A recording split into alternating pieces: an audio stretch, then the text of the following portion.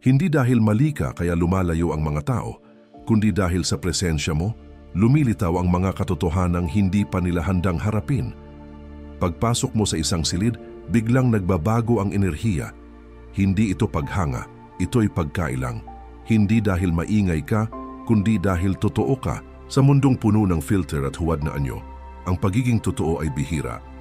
At minsan masyado nang matindi. Hindi ka intense, hindi ka dramatic, malakas ka. Nagawa mo na ang panloob na gawain. Naitatag mo na ang kapayapaang hindi matitinag. Kapag dala mo ang ganitong uri ng enerhiya, hindi mo kailangang magsalita ng marami. Ang aura mo na ang nagsasalita para sa'yo. Ganyan ang paraan ng isang stoic, kalmado, hindi nayayanig, matatag sa pagkakakilanlan. Habang lalo mong isinasabuhay ito, mas makikita mo kung sino talaga ang handang makipagtagpo sa antas mo. Kung tumama sa iyo kahit kaunti ang mensaheng ito, isang simpleng pakiusap, pindutin mo ang subscribe button. Walang pilitan, puro pasasalamat. Lang ngayon, himayin natin kung bakit ang aura mo ay kayang yumanig ng mga silid kahit hindi ka nagsasalita. Karamihan ng tao pumapasok sa silid para mapansin. Ikaw pumapasok at kusa kang napapansin ng silid kahit hindi ka nagsusumikap. Hindi dahil maingay ka palabas o nakaayos ng bongga, kundi dahil may kung anong matatag sa'yo, tila ba hindi mo kailangang humingi ng pag-apruba dahil natagpuan mo na ito sa sarili mo. At yun mismo ang nakakaistorbo sa karaniwan. Tumitigil ang mga usapan kapag pumasok ka, hindi sa takot, kundi dahil may bigat ang presensya mo. Hindi ka pumapasok ng may ingay, pumapasok kang may katahimikan. Sa mundong palaging pinupuri ang palabas at ingay, ang tahimik na lakas ay maaaring nakakagulo ng balanse. Sabi ni Marcus Aurelius, ang emperador na Stoic, ang pinakamabisang paghihiganti ay ang hindi maging tulad ng iyong kaaway. Kapag pinili mong manahimik imbes na gumanti at maging present imbes na magpakitang gilas, nalilito ang mga taong sanay sa pagbibigay ng halaga base sa atensyon. May kakaibang lakas sa hindi pagsasalita para lang punan ang katahimikan. At natutunan mo na iyon, marahil hindi laging ganito. Baka dati, palagi mong ipinapaliwanag ang sarili mo. Pinipilit mong magpakitang gilas, sobrang nagbibigay para lang mapansin. Pero ngayon sapat na ang mga ginawa mo para sa sarili mo para maintindihan. Ang tunay na kapangyarihan ay hindi sa paghahabol ng pansin, kundi sa pagkamaster ng sarili. Sabi ni Carl Jung, ang tumitingin sa labas ay nangangarap, ang tumitingin sa loob ay nagigising. Ang paggising na yan ang nararamdaman ng mga tao kapag pumasok ka. Hindi dahil nakakatakot ka, kundi dahil gising ka at marami pa ang natutulog. Tumigil ka na rin sa pagsubok na ayusin ang pagkailang ng iba sa presensya mo. Hindi mo tungkulin yon. Kapag may naiinis o di komportable sa tabi mo, hindi ibig sabihin na masyado kang marami. Minsan, ibig sabihin lang nito ay hindi sila sanay na may katabi silang ganyan katatag, ganyan kalinaw, at ganyan kakalma. Paalala, sa tin ni Socrates, ang buhay na hindi sinusuri ay hindi karapat-dapat mabuhay. Ang presensya mo ay nagsisilbing salamin para sa iba at hindi ito laging komportable. Sa larangang psikolohikal, hinahatak ng mga tao ang pamilyar kahit pa ito ay kaguluhan o kawalan ng seguridad. Kaya kapag pumasok kang kalmado, tiwala, hindi nababahala, nagkakaroon ng contrast. At sa bawat contrast napapansin ka. May ilang mahuhumaling dito, ang iba ay lalayo, pero wala ni isa ang magwawalang bahala. Ito ang na-master mo kahit hindi mo sinasadya. Kontrol sa emosyon. Hindi ikaw ang hinuhubog ng silid, ikaw ang humuhubog sa silid sa mismong presensya mo pa lang. Sabi ni Aristotle, ang pagkakilala sa sarili ang simula ng lahat ng karunungan. Naglaan ka ng oras para kilalanin ang sarili mo. Nilinaw mo ang mga pinapahalagahan mo. Natutunan mong magsalita kung kailan mahalaga at manahimik kapag hindi kailangan. Nauunawaan mo na hindi lahat ng laban ay sayo at hindi lahat ng entablado ay dapat mong akyatin. Ang ganitong uri ng pagpipigil, disiplina yan, respeto sa sarili, at sa panahon ngayon bihira. Sanay ang mundo na lahat ay nagpapakita, nagbabahagi ng sobra, nagpapasikat, pero ikaw, tahimik ka lang, nakikinig. nagmamasid, nagsasalita lang kapag may saysay. Ang ganitong enerhiya, hindi lang basta pumapasok sa silid, binabago nito ang kahulugan ng buong kwarto. Ikaw ang buhay na patunay sa turo ni Epictetus. Walang taong tunay na malaya kung hindi niya na-master ang sarili niya. Pumasok ka na sa kalayaang yan. Binitawan mo na ang pangangailangang ipaliwanag ang presensya mo o bigyang katuwiran ang katahimikan mo. At sa pagbitiw na yon, naging salamin ka. Ipinapakita mo sa iba kung saang bahagi sila hindi paganap na malaya. Hindi lahat ay makakayanan yon. Pero ayos lang yan, hindi ka nilikha para magkasya sa bawat silid. Nilikha ka para itaas ang temperatura ng mga lugar na tumutugma sa iyong frequency. Kaya manatili kang nakatapak sa lupa. Manatili kang buo. Hayaan mong ang katahimikan mo ang magsalita. Dahil habang mas matatag ka sa pagkakakilanlan mo, mas kaunti ang kailangang patunayan sa kahit na sino. Karamihan sa mga tao ay nagsasabing gusto nila ng katotohanan hanggang sa marinig na nila ito. Nakakatawang isipin na ang totoo, kahit sabihin ng mahinahon, ay parang sampal sa mga taong matagal nang iniiwasan ito. Marahil napansin mo na, hindi ka nagkukunwari at yan ang nakakagulo sa mga taong ang buong pagkatao ay nakasalalay sa pagpapanggap. Hindi ka nakikipag-small talk para lang mapalipas ang oras. Hindi ka ngumingiti para lang mapanatili ang katahimikan. Nagsasalita ka mula sa puso at kapag may mali, tinutukoy mo ito, hindi para maging bastos, kundi dahil may pakialam ka. May pakialam kang hindi magsinungaling. Ang ganitong klase ng katapatan ay bihira at madalas hindi naiintindihan. Tatawagin ka ng iba na masungit, malamig o OA, pero ang totoo, ang sinasabi nila ay, pinaramdam mo sa akin ang isang bagay na hindi pa ako handang maramdaman. Sabi ni Plato, walang higit na kinamumuhian kaysa sa taong nagsasabi ng totoo. At kapag nagsalita ka, hindi lang ito salita, ito'y enerhiya, ito'y presensya. Pinipilit nitong harapin ng mga tao ang mga bahagi ng sarili nilang matagal na nilang iniiwasan. Sa mundong puno ng mababaw na usapan, mga pampaganda, mga huwad na anyo, nasa lahat ng sulok ito. Pero ikaw, hindi ka ganon. Hindi ka ginawa para magtago sa karamihan. Hindi ka nilikha para tumango at ngumiti kapag ang buong loob mo'y nagsasabing, hindi ito totoo. Sabi ni Carl Jung, gagawin ng tao ang lahat, gaano man ito kahangal, wag lang harapin ang kanilang sariling kaluluwa. At kaya masakit ang katapatan mo. Hindi mo sinasadya, pero tinatamaan ng liwanag mo ang mga bagay na pilit nilang ibinabaon. Isipin mo, yung kaibigang nagtatanong ng opinyon mo, pero biglang nasasaktan pag sinagot mo. Gusto nila ng pagpapatunay, hindi katotohanan. Pero binigay mo pa rin ang totoo dahil ang pambobola ay hindi bahagi ng pagkatao mo. At yung sandaling yon, yung pagkagulat nila, yun ang nagpapakita ng pagkakaiba mo.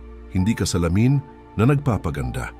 Isa kang salamin na malinaw, matapat at direkta. Ang pananaw ng isang stoic sa katotohanan para sa mga stoic, ang katapatan ay hindi lang kabutihan, isa itong pananagutan. Sabi ni Epictetus, kung gusto mong umunlad, maging kontento sa pagiging mukhang hangal sa paningin ng iba. Bakit? Dahil ang pagiging tapat, lalo na kapag hindi ito komportable, ay maaaring hindi ka maging sikat ngayon, pero sa huli, ikaw ang paniniwalaan. Hindi mo kailangang mahalin ng lahat. Ang kailangan mo ay respetuhin ng mga tamang tao. At may mas malalim pa diyan kapag nagsabi ka ng totoo, nagkakaroon ng alitan at sa alitan may paglago. Hindi lahat handa para doon. Pero yung mga handa, hinding-hindi nila makakalimutan ang sinabi mo kahit pa masakit. Iisipin nila yon habang mag-isa. Babalik at babalik yan sa isip nila. Marirealize nilang ikaw lang ang nagkaroon ng tapang na maging totoo sa kanila. Ang tapang ng katapatan at intuition, sabi ni Aristotle, ang tapang ang unang katangian ng tao dahil ito ang nagpapaganap sa lahat ng iba pa. Kasama na roon ang tapang na magsalita ng tapat, na maging boses sa loob ng silid, na hindi tatango para lang makisama. Hindi ito kayabangan, ito ay pagkakahanay. Malamang tinawag ka na ng iba na masyadong tapat. Pero baliktarin natin, ang totoo sinasabi lang nila ay Hindi mo kinakatakutang banggitin ang mga bagay na ako'y hindi pa handang harapin. Yan ang lakas. Yan ang linaw. Yan ang pamumuno.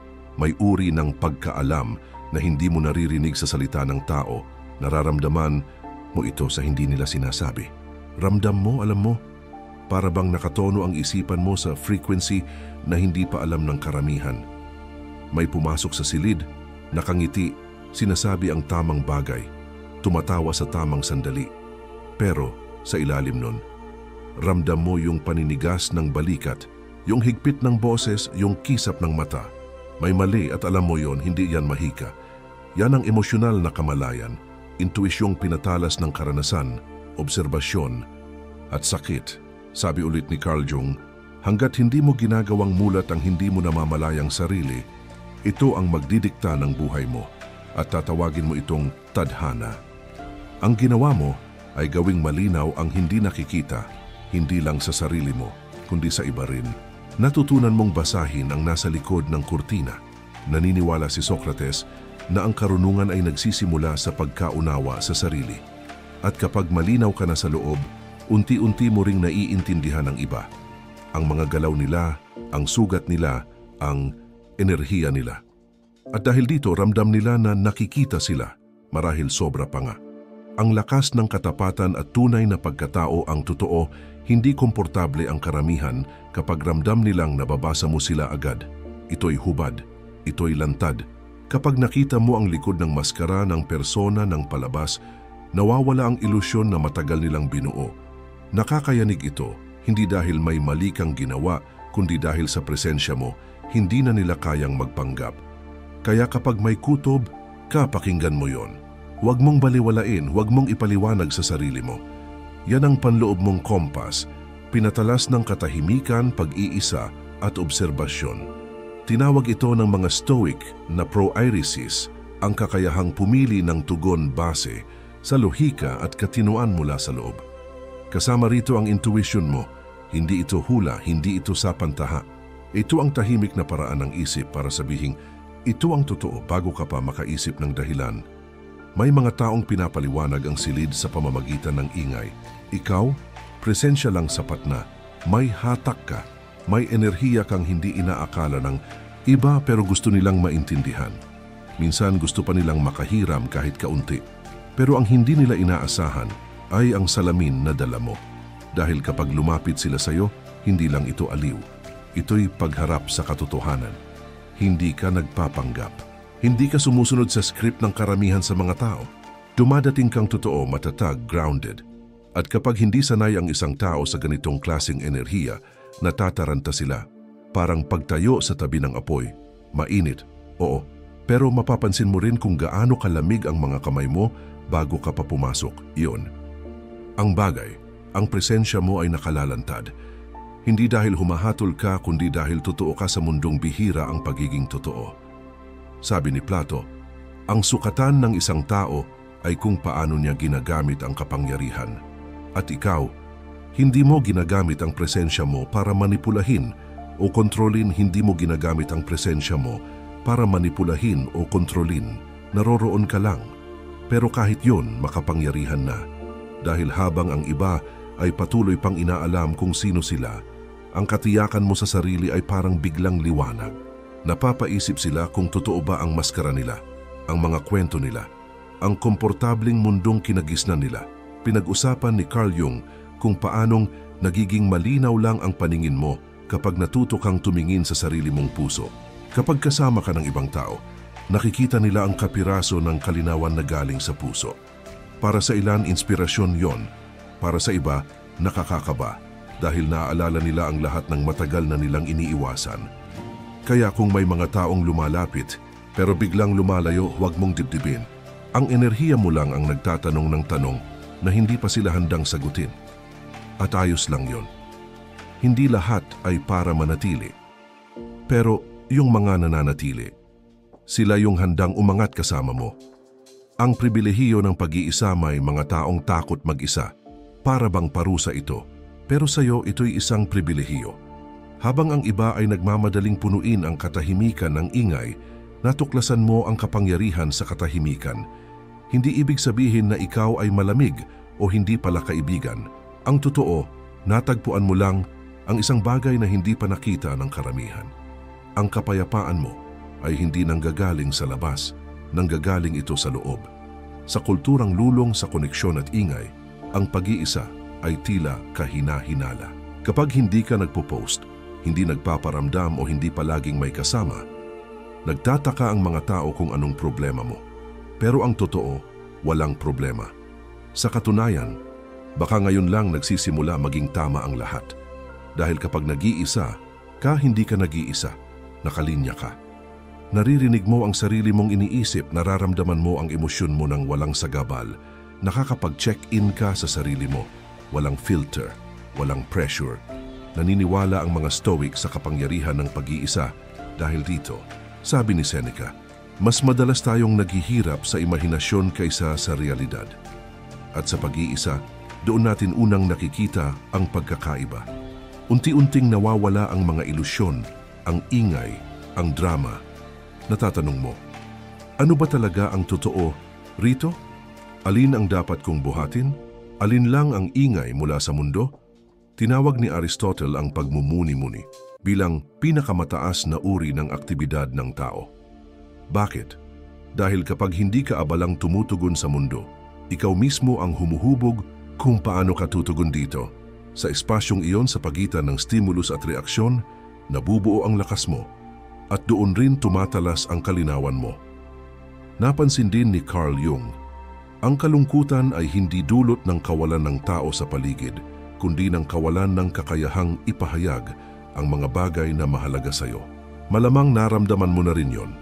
Yung pakiramdam na kahit nasa maraming tao ka, parang wala ka pa ring koneksyon dahil ang hanap mo, lalim, hindi lang presensya. At ang lalim ay nagsisimula sa pag-iisa. Kaya huwag mong hayaang iparamdam ng iba na kakaiba ka dahil gusto mong makasama ang sarili mo. Huwag mong pigilin ang katahimikan mo para lang tumugma sa kaguluhan ng iba. Ang oras mo mag-isa ay hindi bakante, banal ito. Diyan mo pinapatalas ang isip mo, hinilom ang mga sugat mo, at binubuo ang uri ng kapayapaang hindi natitinag kahit gaano kaingay ang mundo. Patuloy mo yung alagaan dahil sa katahimikan na yan, nandoon ang pinakamatalim mong kalinawan at ang pinakamalalim mong lakas, pag-akit sa mga talagang nakatadhana. Para sa iyo darating ang punto sa buhay na mapagtatanto mong walang saysay ang habol, hindi para sa tao, hindi para sa pag-ibig, hindi para sa pagkilala. At kapag dumating ang sandaling yon, may parte sa loob mo na tila tumitigil sa pag-aalburuto. Tumatanggap ka. Tumitigil kang piliting pumasok sa mga lugar na nilampasan mo na. Tumitigil ka sa pagpapaliwanag ng halaga mo sa mga ayaw namang makakita nito. Hindi ito pagkasuya, ito ay pagkakatugma. Hindi ka malamig, klaro ka lang. Hindi ka mailap, maingat ka lang. At malaking bagay ang kaibahan na yun. Dahil kapag pinaghirapan mong kilalanin ang sarili mo, harapin ang mga anino mo at matutong damayan ang sarili mo, nagbabago ang enerhiya mo. Hindi na ito umaabot, nagsisimula na itong umakit. Ang para sa iyo kusa ng lumalapit, hindi dahil pinilit mo, kundi dahil tumugma ka. Ito ang ibig sabihin ng mga Stoic tungkol sa pagiging sapat sa sarili. Sabi ni Marcus Aurelius, silipin mong mabuti ang sarili mo. May bukal ng lakas sa loob mo na kusang babalik basta't patuloy kang tumingin. Yan ang lakas na dahilan kung bakit hindi mo na kailangang maghabol. Dahil kapag alam mo ang dala mo sa mesa, hindi ka natatakot na kumain mag-isa. Maaring hindi ito maintindihan ng iba. Maaring tawagin nilang kayabangan ang kapayapaan mo o paglayo ang pagiging mapanuri mo. Pero ang totoo, tinaasan mo lang ang pamantayan mo. Hindi ka desperado sa koneksyon, may layunin ka rito. Natutunan mong hindi lahat ng pumapasok sa buhay mo ay dapat manatili at hindi porke masarap sa sandali ay para na sa pag-unlad mo. Sabi ni Aristotle, tayo ay kung ano ang palagi nating ginagawa. Ang kahusayan sa makatuwid ay hindi isang kilos kundi isang ugali. At ang pakikipagkaisa sa sarili mo, isa yang araw-araw na ugali. Iyan ang dahilan kung bakit matatag at kaaya-aya ang enerhiya mo. Hindi dahil sa ingay, hindi dahil sa paghabol, kundi dahil sa katahimikang galing sa kaalaman na hindi mo kailangang habulin ang tunay na para sa iyo. Kaya kapag naramdaman mong gusto mong habulin, magpaliwanag, patunayan ng sarili mo, huminto ka. Dahil kung talagang para sa'yo, hindi ka nito hihilinging iwan ang sarili mo. Manatili kang nakaugat. Piliin mo kung sino at ano ang papasukin. Dahil habang lalong tumutugma ang enerhiya mo, lalong kusa kang mahahanap ng tamang tao at oportunidad. Ang salamin ng presensya mo may kakaibang lakas, ang tunay na katahimikan. Mas malakas pa kaysa sa anumang ingay. Hindi mo kailangang magsalita, nagsasalita ang enerhiya mo para sa'yo. Taglay nito ang tahimik na katiyakan at yung presensya mo nakakayanig. Hindi dahil may ginagawa kang masama, kundi dahil may naipapakita kang totoo. Mabigat ang kapayapaan mo, paalala ito sa mga tao ng mga bagay na matagal na nilang ibinaon sa ingay, abala at pagpapanggap. Kapag nasa tabi ka nila, nagiging malinaw, minsan masakit, na hindi pa nila natatagpuan ang kapayapaan sa loob nila. Ang katahimikan mo ay nagpapakita ng pagkabalisa nila. Ang pagkapirmi mo ay nagpapakita ng pag-iwas nila. At ang pagiging totoo mo pinaparamdam sa kanila kung gaano kasikip ang maskara na matagal na nilang suot. Sabi ni Carl Jung, lahat ng nakakairita sa teen tungkol sa iba ay makapagdudulot sa teen ng pag-unawa sa sarili. Kaya kapag malakas ang reaksyon ng ibang tao sa presensya mo, kapag lumalayo sila, pumupuna o nagpo-project, madalas hindi naman talaga tungkol sa'yo. Tungkol yon sa mga parte ng sarili nila na hindi pa nila kayang harapin. Hindi mo sila ginugulo gamit ang paghusga. Hawak mo lang ang salamin at hindi lahat ay handang tumingin. Karunungan ng mga Stoic, pinaalalahanan tayo ng karunungan ng mga Stoic na huwag itong personalin. Itinuro ni Epictetus, kapag may taong nakakainis sa iyo, ang sarili mong reaksyon ang may pananagutan. Tinanggap mo iyon sa puso mo. Natutunan mong manatiling kalmado at nakasentro kahit pa hindi ka nauunawaan ng iba. Dahil ang mga pinagdadaanan nila ay kwento nila, hindi sa iyo. Naniniwala si Socrates na ang pagkilala sa sarili ang pundasyon ng karunungan at sa pagiging totoo mo, tahimik, kalmado, at hindi natitinag, inaanyayahan mong mas makilala ng iba ang sarili nila. Isang biyaya iyon, kahit hindi palaging ganon ang pakiramdam. Dahil hindi lahat handang magbago. Hindi lahat gustong harapin ang mga ipinapakita ng iyong presensya. Hindi mo kailangang ipagsigawan ang mga hangganan mo. Hindi mo kailangang gawing karatula. Nararamdaman lang ng mga tao may kung paano ka kumilos, kung paano ka magsalita, kung paano ka hindi nagpapakamatay sa pagpapalugod, na tahimik na nagsasabing, iginagalang ng taong ito ang sarili niya. At kapag iginagalang mo ang sarili mo, ang iba ay maaaring sumabay sa iyo o kusa na lang lumayo. Alinman sa dalawa, panalo ka pa rin, hindi ka agresibo, hindi ka malamig. Klaro ka lang, sa mundong puno ng kalituhan at malabong hangganan, nakakagulat ang kalinawan. Sanay ang karamihan na laging umaayon, nagpaparaya, humihingi ng paumanhin sa pagkakaroon ng pangangailangan. Pero ikaw, dumaan ka na sa sapat na pagninilay para malaman kung saan ka nagtatapos at kung saan nagsisimula ang iba. Ang tawag doon ay self-possession at nakakahatak iyon. Ang lakas ng hangganan, ang tawag ng mga Stoic dito ay pamumuhay ayon sa kalikasan. Ibig sabihin, isinasabuhay mo ang mga pinaniniwalaan mo. Minsan ay sinabi ni Marcus Aurelius, huwag mo nang aksayahin ang oras sa pagtatalo kung ano ang mabuting tao, maging isa ka na lang. At yan ang ginagawa mo kapag pinaninindigan mo ang hangganan mo, hindi sa paliwanag, kundi sa mismong pagkatao mo. Dahil ang hangganan sa totoo lang ay hindi tungkol sa pagtataboy ng tao. Ito'y tungkol sa pagpapanatili ng linaw ng enerhiya mo. Para silang salain, hindi pader. Hindi sila sumisigaw ng lumayo ka. Bagkus ay ibinubulong nila, kung hindi tayo tugma, hindi ka rin magtatagal. At ang salain na yan, yan ang paraan mo para mapanatili ang katahimikan mo, para hindi mapasok ng kaguluhan, kawalang galang, o mga taong puro hingi ang espasyo mo. Naniniwala si Carl Jung na ang pribilehiyo ng buong buhay ay ang maging tunay na ikaw. At bahagi ng pribilehiyong yan ay ang matutunan kung ano ang kaya at hindi kayang tanggapin. Ang hangganan mo ay hindi pagiging makasarili. Ito'y paggalang sa sarili. Tahimik itong pundasyon ng isang matatag na buhay. Kaya panatilihin mong matatag. Hayaan mo silang gawin ang trabaho nila. Hindi mo kailangang makipagtalo o ipaliwanag ng paulit-ulit. Mararamdaman at rerespetuhin sila ng mga tamang tao. Ang iba, kusa silang mawawala. At hindi iyon kawalan. Iyon ang pagkakaayon sa pagkilos. Pamumuno sa pamamagitan ng halimbawa may tahimik na uri ng pamumuno na hindi nakukuha sa sigaw o pagpapakitang gilas. Nakukuha ito sa simpleng pagiging totoo. Hindi mo layuning baguhin ang kahit sino. Hindi ka nagmamakaawang magbago sila. Isinasabuhay mo lang ang mga pinahahalagahan mo at dahil doon, natitinag ang mga tao. Pinagmamasdan nila kung paano ka kumilos, kung paano ka magdala ng sarili, kung paano mo hinaharap ang presyon nang hindi nawawala sa sarili. At naaapektuhan sila, hindi dahil may gusto kang patunayan, kundi dahil nagawa mo na. Kita ang pag-unlad, kaya ramdam ang disiplina mo at ang antas ng konsistensyang yon. Hindi yan mapapansin ng basta-basta. Ang ilan ay hahangaan ka ng labis dahil pinaaalala mo sa kanila kung sino ang gusto nilang maging. Ang iba, maaaring tumanggi dahil nahaharap sila sa bahagi ng sarili nilang matagal na nilang tinatago. Pero alinman doon, ang enerhiya mo ay gumagawa ng alon. Sabi ni Aristotle, tayo ay kung ano ang paulit-ulit nating ginagawa. Kaya ang kahusayan ay hindi aksyon kundi ugali. At yan ang naitayo mo, mga ugaling nakaugat sa disiplina, focus at pagkilala sa sarili. Hindi mo lang pinag-uusapan ang pagiging mas mabuti. Isinasagawa mo ito, tahimik, tuloy-tuloy kahit walang nakakakita. Lalo na kapag walang nakakakita.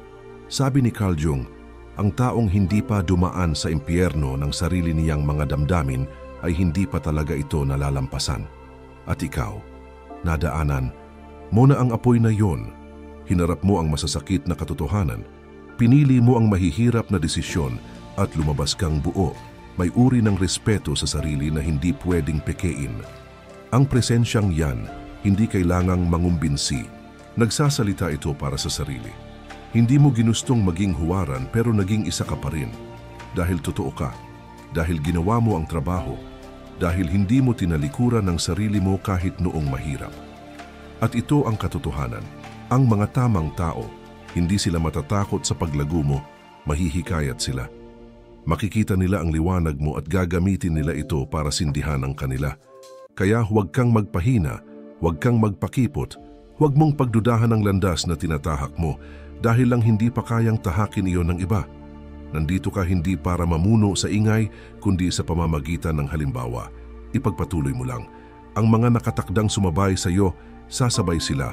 Karunungan, sang katahimikan may mga taong punong-puno ng salita sa bawat sandali dahil kinakabahan sila sa katahimikan. Pero ikaw, hindi. Hindi mo kinatatakutan ang katahimikan. Pagmamay-ari mo ito, may kakaibang lakas sa kung paano mo yakapin ang pananahimik. Hindi ka nagmamadaling magsalita.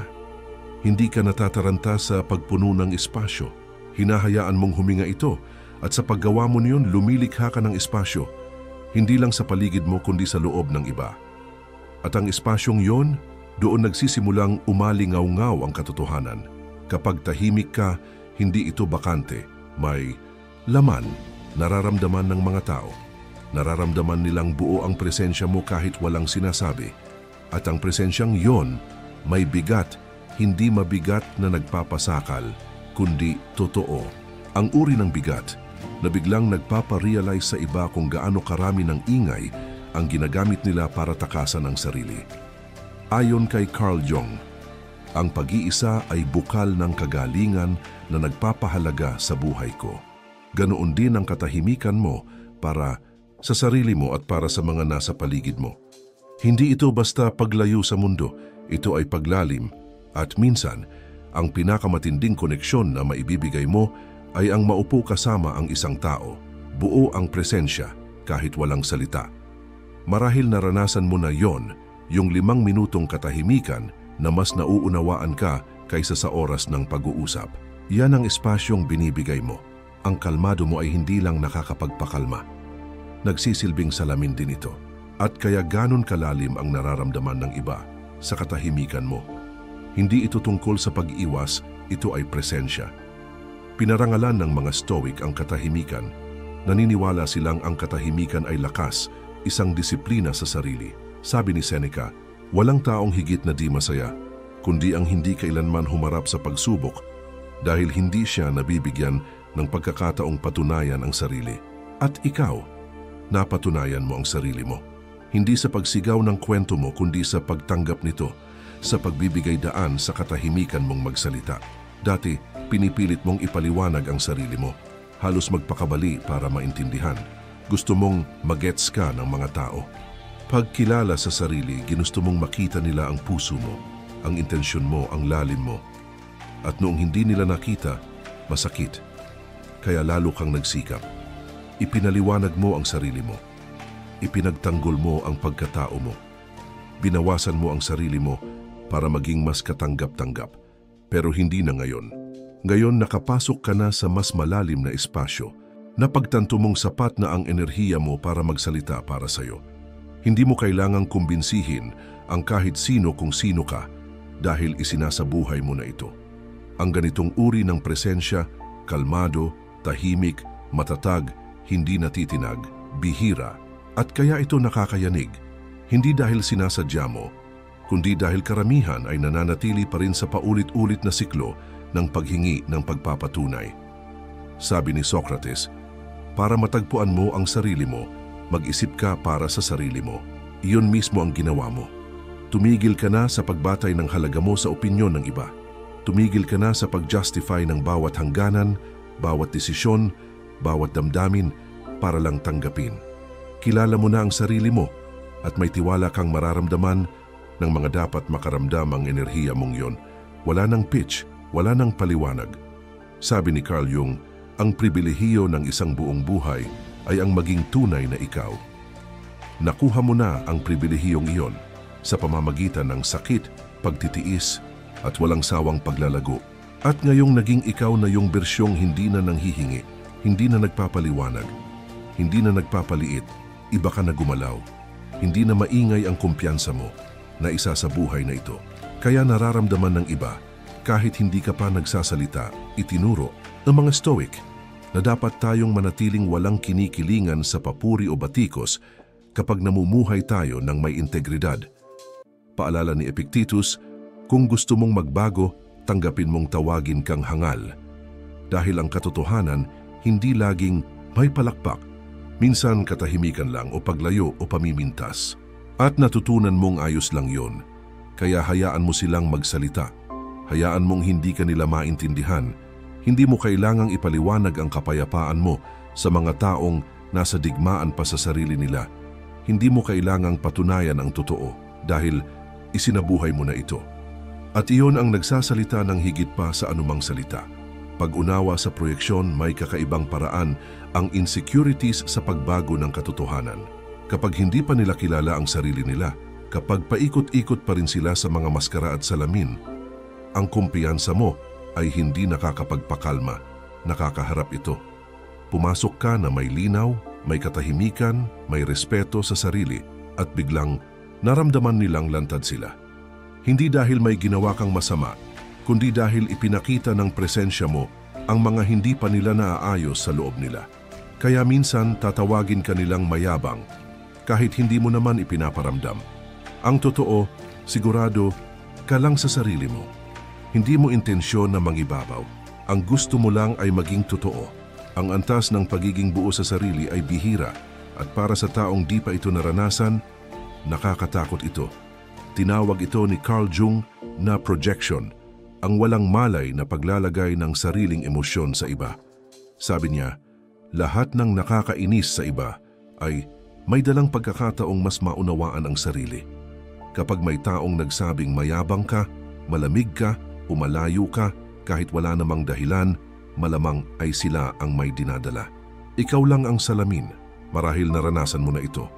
Yung sinabing, akala mo kung sino ka kahit hindi mo naman ipinakita iyon. O kaya, ang layo mo na kahit simpleng pagpapatatag lang ng hangganan ng ginawa mo.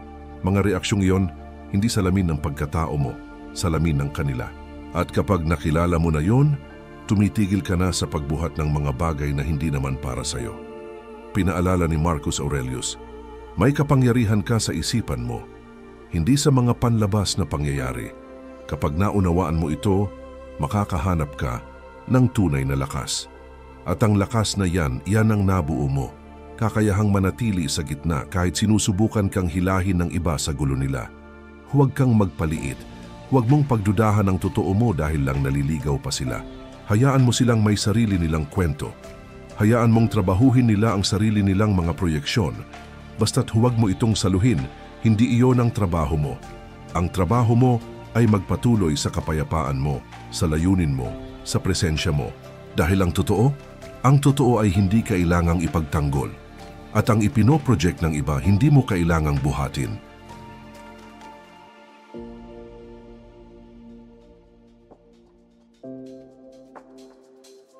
Ang sandaling ito na yon. Ang sandaling ito mismo ang pag-shift. Ang sandaling tumigil ka na sa pagtatanong ng, sobra ba ako? At nagsimulang sabihin, baka sila lang ang kulang. Ito ang sandali kung kailan tumigil ka na sa pagbaluktot ng sarili mo para magkasya sa mga espasyong hindi kailanman ginawa para sa katotohanan mo. Hindi mo na inaayos ang tono mo, hindi mo na dinadagdagan o binabawasan ang opinyon mo, at hindi mo na pinapaliit ang diwa mo para lang hindi sila maasiwa. Hindi ito kumpiyansa lang, ito ay kalayaan. Napagtanto mong ang liwanag mo ay hindi dapat pinapadilim para lang sa mga taong hindi pa kayang tumingin sa liwanag. At ayos lang yon, totoo. Hindi lahat ay nilalayong sumabay sa'yo. May mga taong hanggang ibabaw lang ang connection. Ang hanap nila ay kaginhawaan, hindi lalim. Pagpapatunay, hindi katotohanan. At ang enerhiya mo, ugat, totoo, walang paghingi ng paumanhin, hamon para sa kanila. Hindi ka mali. Bihira ka lang. Sabi ni Socrates, to be is to do. At ngayon ikaw ay basta ikaw. Walang disclaimers, walang paglalambot ng mga gilid para lang mapanatili ang katahimikan. Dahil ang kapayapaang kailangang ipagkanulo ang sarili, hindi tunay na kapayapaan yan. Tahimik na paghihirap yan. Sabi rin ni Carl Jung, ang pinaka-nakakatakot ay ang tanggapin ang sarili ng buo. At nagawa mo na yan. Hinarap mo na ang mga lakas mo, ang mga anino mo, ang mga peklat mo. At tinanggap mo silang lahat buong buo. Ang ganitong uri ng kabuuan, hindi lang makapangyarihan, nakakayanig. Lalo na sa mga taong sinusubukan pa, lang buuin ang sarili nila gamit ang kumpirmasyon ng iba. Yakapin ang tunay mong kalikasan. Kung stoic ang tatanungin, sasabihin nilang nagsimula ka ng mabuhay ayon sa kalikasan, ang sarili mong kalikasan. Paalala ni Epictetus, kilalanin mo muna kung sino ka saka mo bihisan ang sarili mo ng naaayon. At iyan mismo ang ginagawa mo ngayon. Tumigil ka na sa pag-perform at nagsimulang maging totoo. Lumagpas ka na sa pangangailangang magustuhan ng lahat dahil lumago ka na sa lakas ng pagkakaroon ng respeto mula sa mga tamang tao. Hayaan mong hindi ka nila maintindihan. Hayaan mong maliin nila ang pagkakakilala sa iyo. Hayaan mong lumayo sila. Hindi mo kawalan yan paglilinis ng espasyo yan. Espasyo para sa kaakmahan. Espasyo para sa pag-angat. Dahil ang enerhiya mo, hindi na ito pwedeng tawaran. Banal na yan. At ang mga talagang para sa iyo, hindi lang nila ito tatanggapin, sasabayan ka nila. Hindi ka kailanman naging sobra. Totoo ka lang sa isang mundong natututo pa lang tumingin sa sarili nito. Kaya magpatuloy ka sa paglalakad sa katotohanan mo. Patuloy mong igalang ang enerhiya mo at huwag na huwag mong papatayin ang liwanag mo para lang mapatahimik ang anino ng iba. Paalala kung ang mensaheng ito ay may tinamaan sa iyo, sa lalim, sa tahimik mong lakas, may isa pa akong video na mas matindi pa rito. At gusto mong mapanood, yon salamat sa pagiging bahagi ng Stoicism, isang tahanan para sa mga nag-iisip, nakakaramdam at namumuhay na may tahimik na kapangyarihan hanggang sa muli.